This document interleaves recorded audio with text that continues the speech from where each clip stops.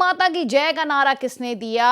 क्या संघ परिवार ये जानता नहीं है या फिर जानने के बाद भी अनजान है? फिर उन्होंने कहा सबसे पहले व्यक्ति अजीमुल्ला खान थे और आबिद हसन नाम के एक पुराने राजनयिक ने सबसे पहले जय हिंद का नारा लगाया था। अब क्या बीजेपी और आरएसएस ये जानने के बाद भी ये नारा लगा देंगे या फिर ये नारा लगाना बंद कर देंगे? बीजेपी की तरफ से जवाब भी आया और जवाब किसी और ने नहीं, सुधांशु त्रिवेदी ने दिया। उन्होंने कहा ये पहली विभाजनकारी मानसिकता इनकी यही है कि ये भारत माता की जय और जय हिंद के नारे ये दरअसल हिंदू मुसलमान नहीं बल्कि एक भारतीय ने लगाए थे। लेकिन सुधांशु त्रिवेदी ने कहा कि इन्हें इसमें भी हिंदू मुसलमान ही दिखाई देता है और भारतीय इनकी सोच के सामने गौण हो जाता है।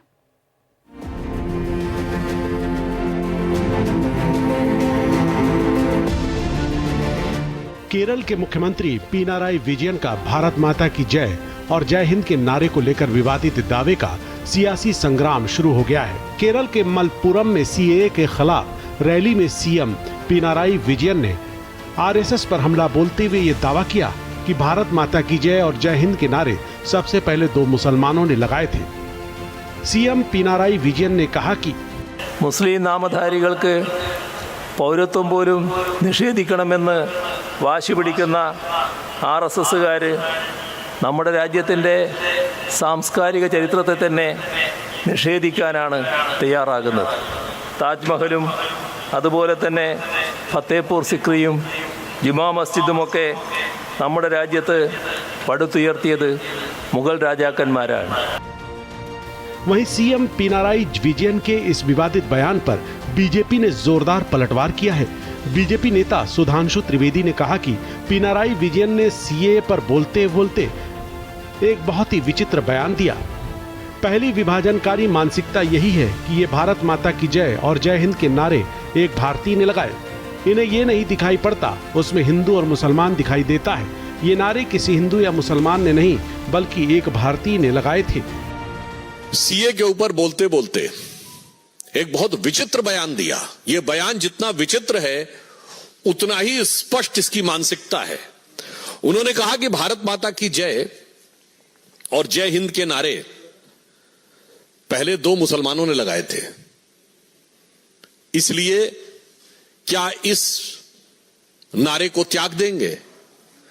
पहली विभाजनकारी मानसिकता यही है कि ये भारत माता की जय और जय हिंद के नारे एक भारतीय ने लगाए, ये नहीं दिखाई पड़ता है उसमें हिंदू और मुसलमान दिखाई पड़ता है।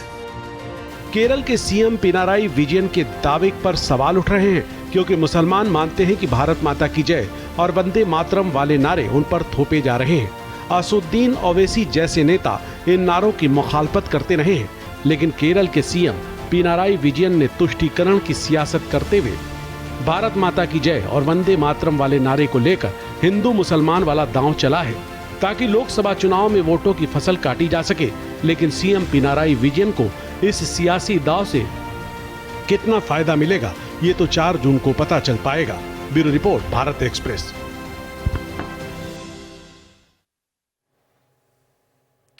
और हमारे साथ फिरोज बख्श साहब हैं, पॉलिटिकल एनालिस्ट हैं। पिनराई विजयन भारत माता की जय के नारे में भी हिंदू मुसलमान कर रहे हैं। अब इससे ज्यादा शर्मनाक क्या हो सकता है सर? जबकि ये किसी से क्या छिपा है कि किरण चंद बंदोपाध्याय ने 1873 में जिस उनके नाटक का मंचन हुआ उसमें ये दिया था। जी, मैं इसका जवाब दूं अदिति बहन? जी हाँ, देखिए ऐसा है, Pinarayi Vijayan is a politician.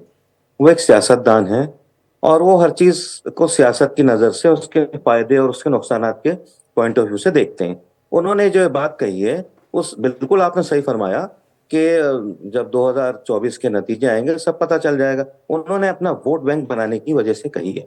ठीक है, मुसलमान किसी को भी वोट दे, लेकिन वो समझते हैं कि इस तरह से कह के मुस्लिम वोट उनकी झोली में पड़ जाएगा। ऐसा नहीं है।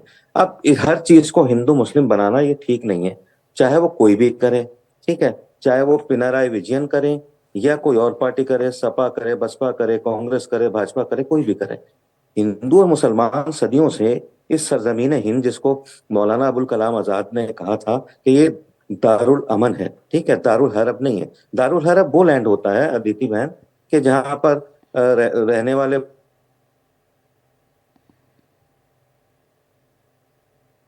तो फिरोज बख्श साहब की आवाज हम तक नहीं पहुंच पा रही है, लेकिन पिनराई विजयन क्या कह रहे हैं, केरला के मुख्यमंत्री, वो हम आपको लगातार दिखा रहे हैं। बड़ा सवाल ये है कि भारत माता की जय में क्या लेफ्ट को यकीन आने लगा है? पिनराई विजयन क्या खुद अब इस नारे पर यकीन करने लगे हैं? संजय मिश्रा, ये कहां ले जाना चाह रहे हैं, किस तरफ इस डिस्कोर्स को ले जाना चाह रहे हैं पिनराई विजयन?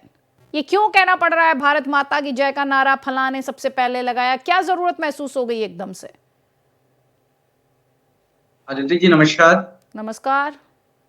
मैं जहां तक समझ पा रहा हूं कि ये नए भारत में ये सारी चीजें देखने को मिल रही हैं और एक खास दल को ये सारी चीजें सूट करती हैं और सत्ताधारी दल के पास काम है नहीं, काम गिनाने के लिए इनके पास कुछ है नहीं, तो ये कंट्रोवर्सी को जन्म देते हैं। भाई आप सीए या जिस तरह की भी जो भी धार्मिक मुद्दों पे आप यदि किसी तरह का काम करेंगे, उससे बेहतर है कि प्रधानमंत्री जी 140 करोड़ की बात करते हैं, तो 140 करोड़ में वो कौन कौन से लोग हैं ये भी डिफाइन कर देते हैं बीजेपी के लोग। तो इसके ऊपर यदि कहीं से बयान आ रहा है तो मैं समझता हूं कि देखिए, भारत में जातीय, धार्मिक, धर्म और जाति के आधार पर किसी तरह के निर्णय ना हो बेहतर है।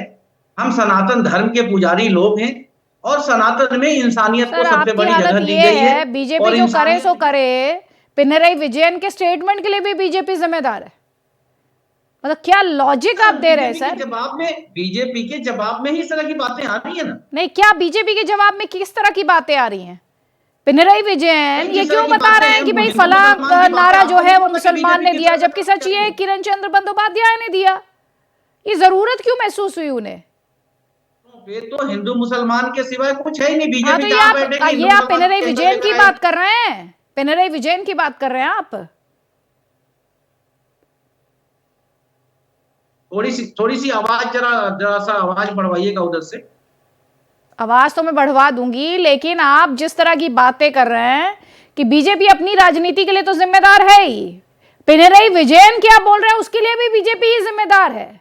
मतलब इससे हास्यास्पद क्या होगा सर? आप क्या बात कर रहे हैं? नहीं, इसमें कौन सी बड़ी बात है? इसमें कोई ऐसी बात आपत्तिजनक बात तो है नहीं कि भारत माता की जय किसी मुस्लिम ने कहा था। इसमें कौन सी बड़ी बात हो गई? इसमें कोई राजनीतिक बात की नौबत क्यों आ गई कि ये नारा किसी मुसलमान ने दिया? हाँ, और जो रिकॉर्ड है वो शो करते हैं किरण चंद्र बंदोपाध्याय का नारा है। देश के लोगों को सच भी तो जानना चाहिए ना। अरे जानना चाहिए तो सही, पढ़ाइए ना सर उनको। पार्टी को आपत्ति किस बात की हो गई? सर उनको पढ़ाइए तो सही, सही बात तो बताइए उन्हें। भाजपा को आपत्ति इसमें किस बात की है? अपीजमेंट की भी लिमिट होती है सर, अपीजमेंट की भी लिमिट होती है। मैं ये पूछ रहा हूं कि भारतीय जनता पार्टी को इसमें आपत्ति क्या है? नहीं, उन्हें जरूरत क्यों महसूस हुई, मैं आपसे ये पूछ रही हूँ। आपके हिसाब से बीजेपी तो सांप्रदायिकरण करती है, सांप्रदायिक राजनीति करती है। भाई पिनराई विजयन तो सेक्युलर है ना? पिनराई विजयन तो सेक्युलर है। आपत्ति क्या है भारतीय जनता पार्टी को? अरे आपसे जो सवाल पूछ रही, सवाल का जवाब तो दीजिए मुझे। बीजेपी तो आपके हिसाब से पोलराइजेशन करती है, अरे वो तो सेक्युलर पॉलिटिक्स करते हैं, उन्हें जरूरत क्यों महसूस हो गई? नहीं, बीजेपी पोलराइजेशन करती है ना, ये बिल्कुल फैक्ट है ना। नहीं, ये तो आपका कहना है ना सर, तो उन्हें क्यों जरूरत महसूस हो गई? मैं आपसे ये पूछ रही, सवाल का जवाब आप दे नहीं पा रहे। जब अदिति जी हमसे बेहतर आप जानती है, जब पॉलिटिकल पार्टी में कोई स्टेटमेंट दिया जाता है तो बहुत सोच समझ करके दिया जाता है। एक तरफ यदि पोलराइजेशन की यदि बात होगी तो इसका मतलब दूसरी तरफ पोलराइजेशन की बात हो रही है।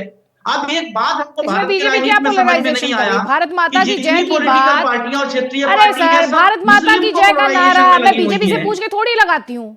भारत माता की जय मेरे मन का एक भाव है। संजय मिश्रा, भारतीयों के लिए भारत माता की जय इसलिए नहीं लगाते हैं भारतीय की बीजेपी कह रही है। बीजेपी से पहले भी लगता था और हमेशा लगेगा। उसके लिए किसी पार्टी के मार्गदर्शन की, उसके ठप्पे की जरूरत नहीं पड़ती है। नहीं, आप ये नहीं समझ पा रहे हैं पिनराई विजयन। कहती है कि भारत माता की जय भी मैं ही बोलूंगा, कांग्रेसी नहीं बोलेंगे, आम आदमी नहीं बोलेगा, सपा ही नहीं बोले जा रहे हैं। आप सिर्फ तर्क का कुतर्क किए जा रहे हैं। मैं आपसे पूछ रही हूँ ये कहने की जरूरत क्यों महसूस हुई उन्हें?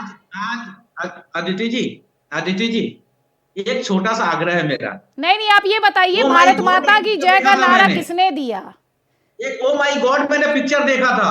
अरे सर ओ माई गॉड, परेश रावल जी आजकल बीजेपी के नेता हैं। ये भारतीय जनता पार्टी किसी की नहीं है।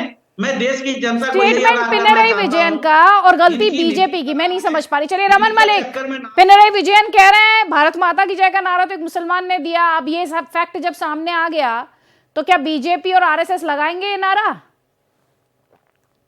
भारत माता की जय का नारा वास्तविकता में किसने दिया आदिति बहन, ये तो मैं आपको अभी थोड़ी देर में बता देता हूं।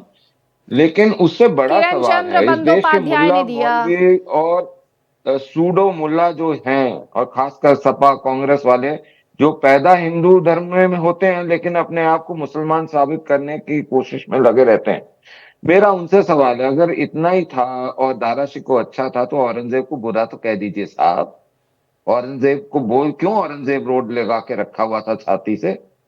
क्यों औरंगजेब को बाबा कौम बना के बैठे हुए थे? मत बनाते ना साहब। दारा शिकोह ने जो जो काम करा उसको भी सहारा दीजिए कि जी उसने ये जो औरंगजेब था और उसका एक ये फंडामेंटलिस्ट इस्लाम की तरफ था, उसको उसने बुरा ठहराया था, और उसके हिसाब उसको मारने वाला, अपने बाप को अपने भाई को मारने वाला औरंगजेब, उसको बुरा बोलना शुरू करिए, हमारे को कोई इतराज नहीं। लेकिन फैक्ट अब आपको बता देता हूं, जो भारत माता की जय का उद्घोष करने वाले और भारत माता को बचाने के लिए लड़ने वाले 712 ईस्वी में राजा दहीर, सिंध के जो राजा थे, ब्राह्मण परिवार में पैदा हुए राजा दहीर, उन्होंने यलगार सबसे पहले भारत माता की जय का युद्ध घोष करा था अपनी फौज को इकट्ठे करने। तो क्या उस समय ये पैदा भी हो गए थे औरंगजेब और बाबर और ये सारे? तो साहब ये जो तमाशा है ना, ये पॉलिटिकल तमाशा छोड़ दीजिए। अगर इतना ही है, चलिए जिसने भी बोला, मैं बोलता हूं, आप बोलते हैं दारा शिकोह ने बोला, मैं तो भारत माता की जय बोलता हूं। मैं बोलता हूं भारत का संविधान से बड़ी किताब कोई नहीं है। आप इन मुल्ले मौलवियां जो आपको सपोर्ट करते हैं ना, उनसे ये बुलवा के दिखाइए कि सबसे बड़ी किताब भारत का संविधान, सबसे बड़ा नारा भारत माता की जय, बुलवाइए। मर जाएंगे वो, बोलेंगे नहीं। और इसलिए नहीं बोलेंगे क्योंकि नकली इस्लाम के फॉलोअर्स पॉलिटिकल रीजन के लिए कभी भी अपनी जन्मभूमि को ऊपर नहीं रखेंगे।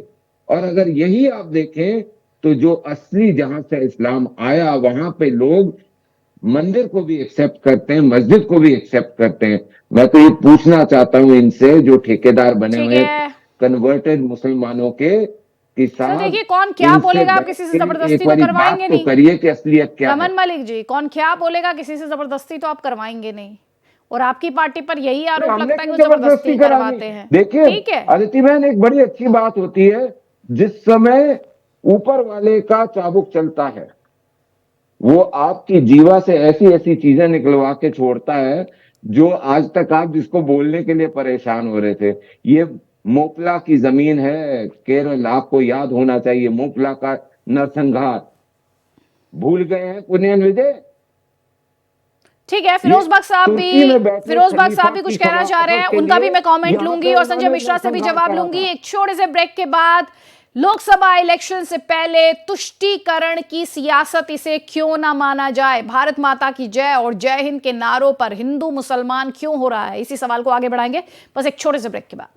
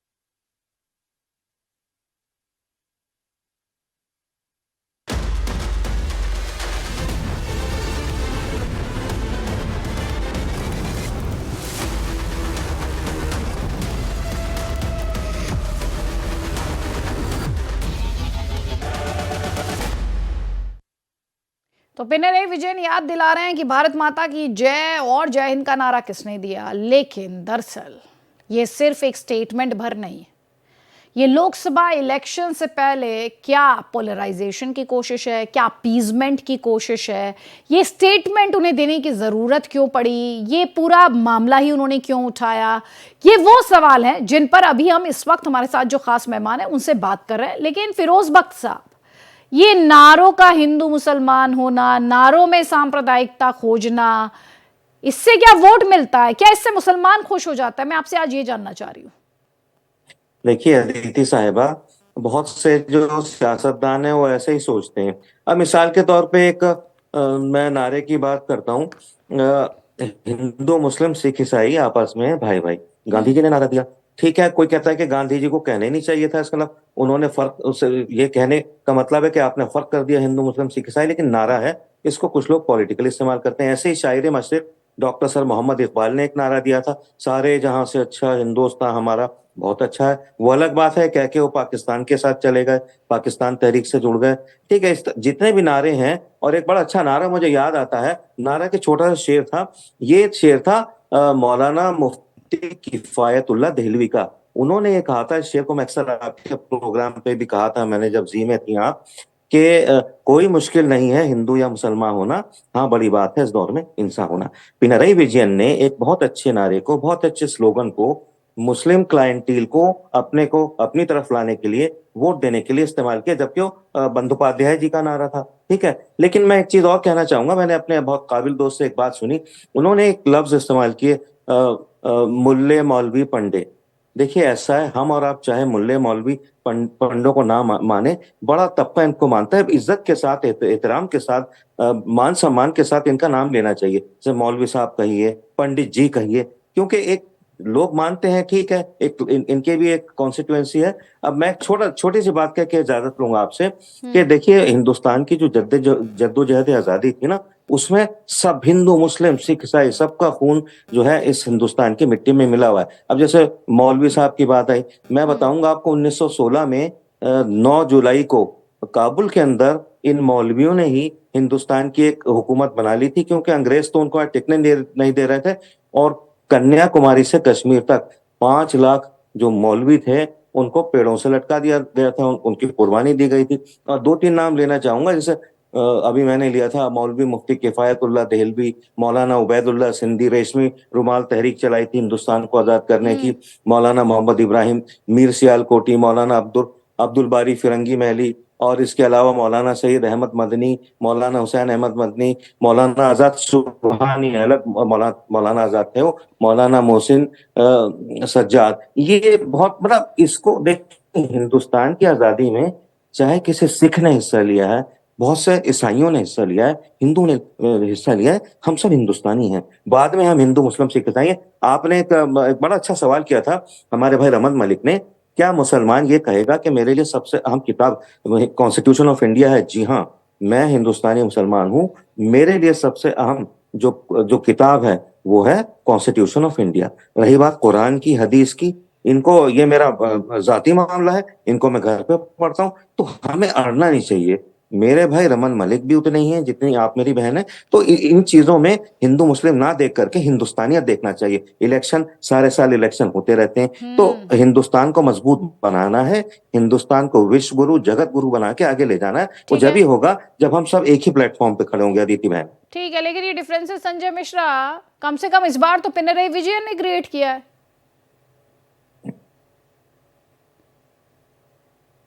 संजय मिश्रा, आवाज आ रही है? नहीं सुन पाए।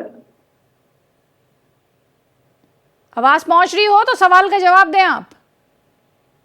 हाँ, आवाज आ रही है, एक बार फिर से सवाल रिपीट कर दें। इसे तुष्टीकरण क्यों ना माना जाए?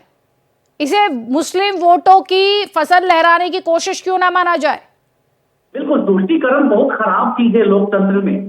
तुष्टीकरण नहीं, मुद्दे पे बात होनी चाहिए। राम मंदिर में तुष्टीकरण का मान लें कि भारतीय जनता पार्टी ने जोर शोर से जो बिना कंप्लीट हुए मंदिर का उद्घाटन किया गया, क्या तुष्टीकरण के लिए मान लें उसे?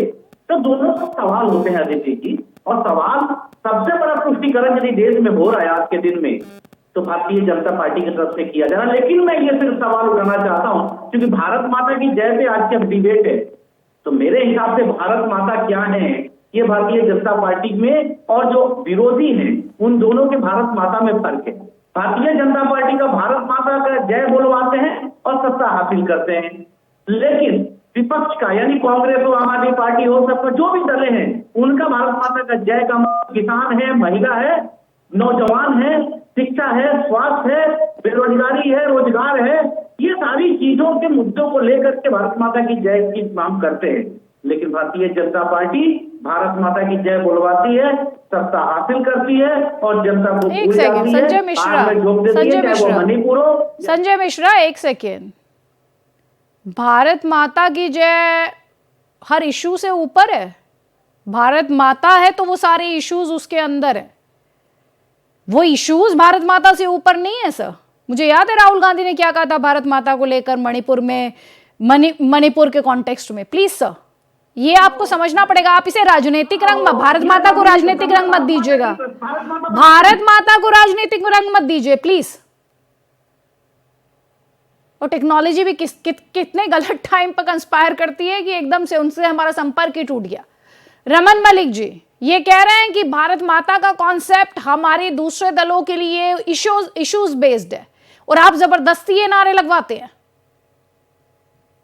देखिए आदित्य जी, किसी को भी अगर सीखना हो, समझना हो कि हमारे लिए भारत माता का कंसेप्ट क्या है, तो उसको कभी भी वो बीजेपी का कोई भी प्रशिक्षण वर्ग हो, संघ का प्रशिक्षण वर्ग हो, उसमें सम्मिलित हो और एक कल्चरल नेशनलिज्म के ऊपर एक क्लास होती है, उसको एक बारी सुनना चाहिए, समझना चाहिए।